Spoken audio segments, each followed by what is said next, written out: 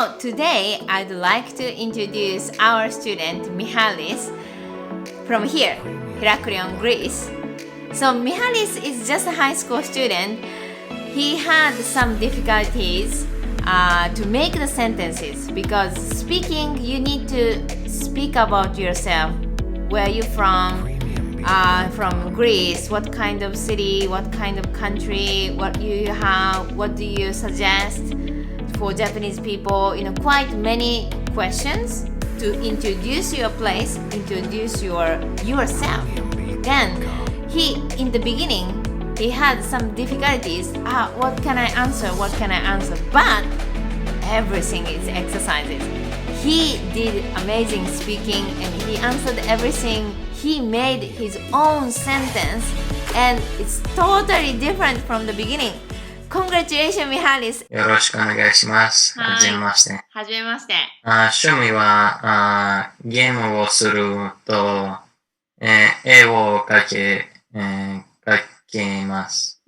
何の絵が好きですか？はい、アニメのキャラクターは描けます。好きなキャラクターは、進撃の巨人のエレン・イェーガー。朝何時に学校に行きますか？8時頃に学校へ行きます。そうですか。オンラインレッスンがあります。そうですか。はい、学校に、行きません。たくさんインターネットコネクションの問題があります。そうですか。マイケル君はどうして日本語を勉強しますか？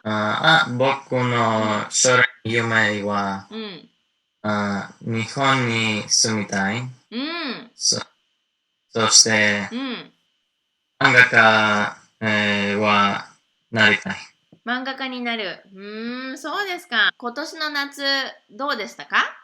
たくさん、時間を過ごす家で。